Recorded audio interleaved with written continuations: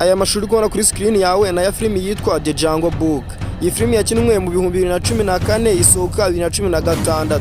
Iyi film yari irimo CGI nyinshi cyane, computer generating imagery, niyo tugiye kurebera hamwe. Amazina yanjye banyita Renova, kanda subscribe, like, share na comment kugira ujye ukomeza kumva ibiganiro byanjye. Niba uri no kuri TikTok kandi kanda follow nonaha dukomeze.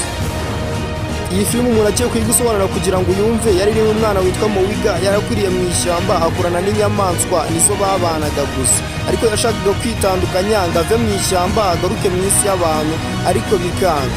Iyi filimi tugiye kurebera hamwe CGI yakoreshejwemo ndetse n'ibindi bintu byinshi byagiye bijyamo bitari ibyanyabyo. Mbere na mbere iyi ni filimi ya gatatu yakoreshejwemo CGI nyinshi cyane muri iyi si. Ikintu nakubwira cyo buri kintu cyose wabonye muri iyi filimi ntago ari icyanyabyo, haba ishyamba, abantu, ibiti ndetse n'ibindi bintu byose ntago ari ibyanyabyo. Gusa uriya mwana we yari ahari ibyanyabyo, ariko ibindi byose ntago ari ibyanyabyo. Ni filimi bashutingiye muri studio ahantu hamwe bahava filimi irangiye, ariko bayishutinze igihe kirekire, imyaka 2. Ubundi computer generating imagery uburyo ikora bisaba ube uzi kudrawinga byanyabyo bigaragara, ku buryo unakoresha ikaramu umuntu akabona ko ikintu washushanyije kigaragara neza cyane kimeze nk'icyanyabyo. Nibwo buryo babikoramo, bagashushanya inyamaswa bashaka, umuntu cyangwa se ikintu. CGI yatangiye gukora mu 1982 muri filimi yitwa Tron.